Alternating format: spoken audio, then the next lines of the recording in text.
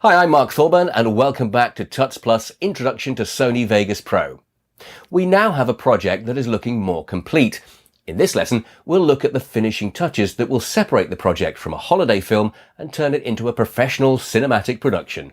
So this is where we left things last time. The timeline is pretty much complete. There'll always be tweaking to be done. It's slightly too long. We've done the music edits. And again, there's probably some tweaking there to make it shorter. But pretty much this is how the promo, the Czech Republic Prague promo is going to work.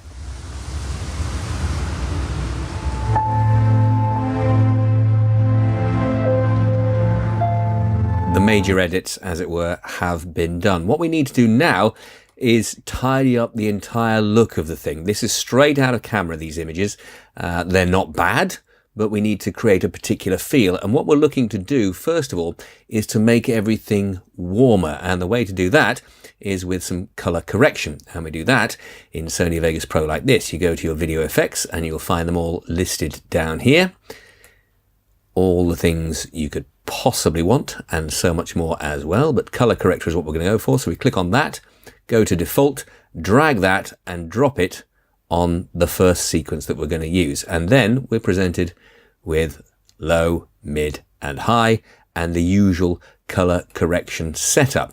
And what we're looking to do, as I said before, I tend to use a split screen, so doing it on one screen is a little bit trickier, but we're looking to warm it up. So we'll start with the low lights here and we'll start taking things into this sort of territory. It doesn't make a massive difference that we can see there, but the midtones certainly will. That's it, start to warm them up. You can see that almost, I don't know, sort of late summer, autumnal kind of look that we're going for. You can see the changes that we've made there. And again, with the low, we'll do the same, similar kind of color. So that's what we're looking for. And if you hit this button here, you can see the difference. This is before, this is after. It looks much warmer than it did. A sort of late evening summer sunshine, if you like. So that's how you do the color correction. And what we're going to do is match that up through all of the scenes that we've got. So once again, click on the color correction, drop it into the sequence that you want to, and start putting those warmer colors in there in the lows, mids, and the highs. It's sort of yellowy orange, dusky color, not too red. It's more the yellow, I think, look that we want to get that. That's very nice. So we will go along and we will do all of the rest in exactly the same way. For the nighttime sequences, obviously these need to be treated in a slightly different way. We perhaps, again, want to bring out the yellows, but we don't want them looking exactly the same as we did for the daytime sequences. So this is what we've got. Let's see if we can, using the midtones here, just try and make that fire a little more vibrant. Not too green, obviously, so somewhere around there I think is quite nice. Let's have a look at the before and after. Yeah, it's given it an extra little bit of kick, possibly even go a little further than that. Yeah, there we go, before and after. And again, with the street performance section here, I think we would probably do the same. So stick some color correction in there and try and bring out the red/yellowness of the flame. Makes quite a nice glow. A little bit too red on his face there. Drop it back slightly. Let's have a look. Yeah, that's better. Makes the whole thing warmer. So the nighttime sequences, again, treated slightly differently, particularly where the fire is.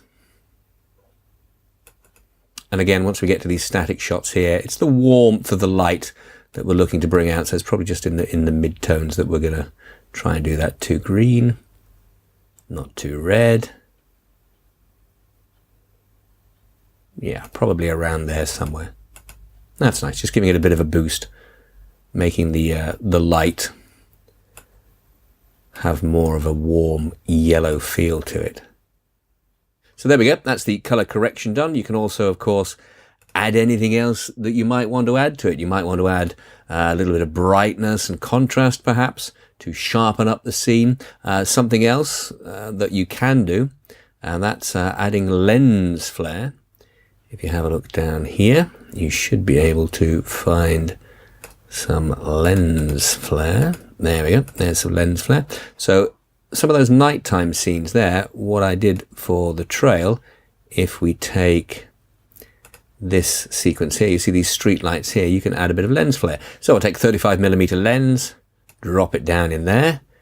There we see you can move it around to wherever you want. Place it over the light there. It's far too bright, far too much going on, but you've got the intensity controls over here, so you can drop it right back like that. And again, it adds a nice extra touch because it's a static part of the shot. Just adds an extra bit of light there. And again, when you look here, there's plenty of light going on. You might want to add a little bit of lens flare perhaps there. I mean, I suppose the trick is not to use too much of anything. Maybe use that in the window there. Take the intensity right down. Just adds a little bit extra to it. And you can do all of that with all of the various effects that you've got here on the finished sequence at the very, very start. When it starts out like that, I think it's quite nice to have that start up out of focus and in focus. So we go to defocus again, just click on defocus, default, drop it on, completely out of focus there. So what we would do is take it down to how we wanted to start. Say maybe we wanted to start with that sort of focus there. By clicking there on the animate, you can put in a keyframe. So let's go back to the beginning and say as it fades in, we would like it to be in focus at that point. If you want it to be in focus at that point, what you would do is just drop it back and it's in focus. So when you spin it back, what will happen? Start out of focus and then it's in focus. Again, quite subtle. So when we play that through, it should look like this.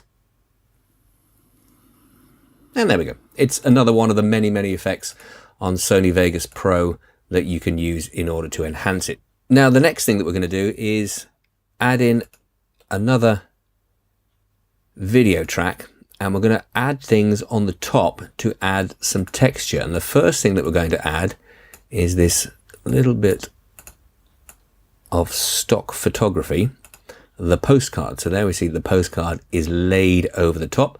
First thing we're going to do is make it the same default 16:9 size, so it covers the whole screen.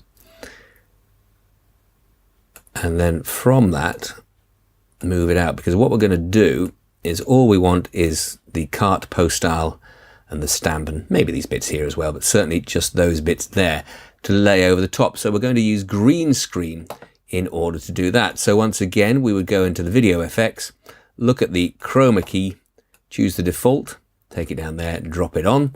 It defaults to blue. So we'll click on the blue, take the eyedropper and use the source background color there. And instantly it has disappeared. Not in a very neat way, but it has done it. So we will change the settings until we are left with pretty much all we want, which is the carte postale. So that's pretty clean here. I mean, we've got the mess here still, but what we're going to do then is we're going to use a mask. So we click the mask there, and we will use down this side here.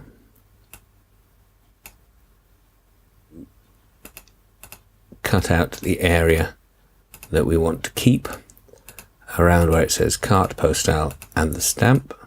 So if we do that, the rest of it should disappear.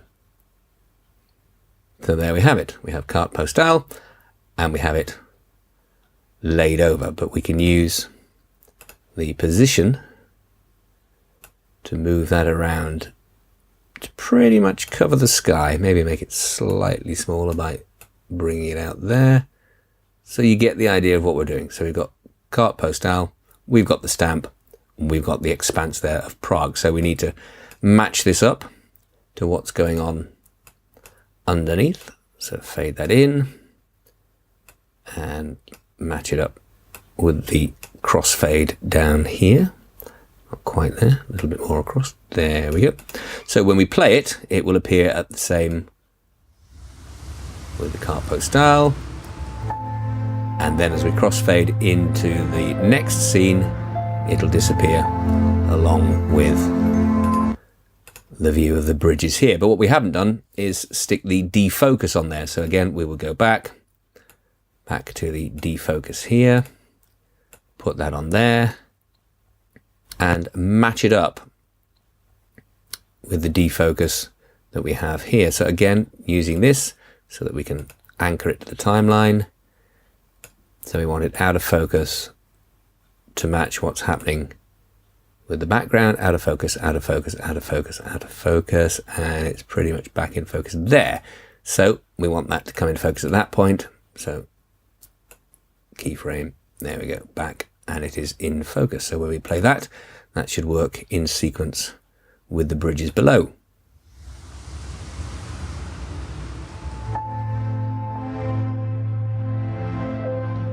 All using chroma key to add that atmosphere. Next thing we're going to do is to insert another video track. More texture is coming in, back to the project media, and we have this. This is old paper. It is a still photograph of old paper, but again, what this is going to do is age the image. So we put that over the top like that, and then we make it 16 by 9 to match the project, so it covers the whole thing. And using the opacity,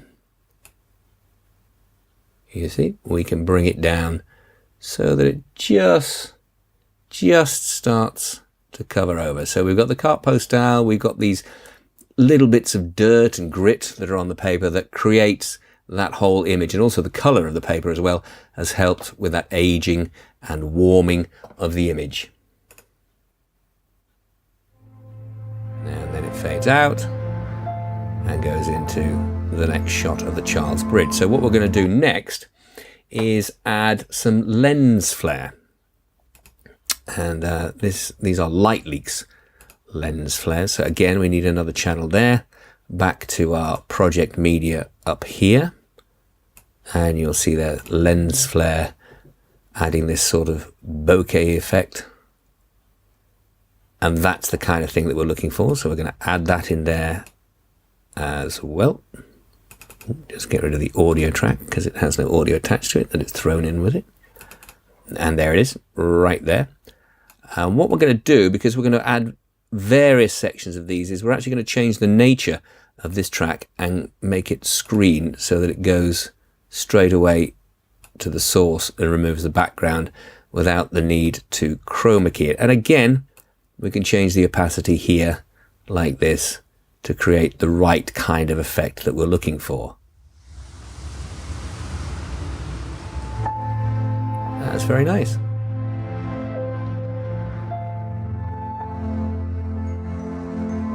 And this is something that as we go along the entire timeline, we're going to be adding texture, we're going to be adding lens flare, light leaks, all of that kind of stuff laid over the top to create the mood that we've been looking for. So here you can see the final sequences with the paper that we've been using as texture there, light leaks, lens flares, adding some text here as well in order to identify the postcard from Prague, and again the same on the end. And it is the finished sequence, which should play through something like this.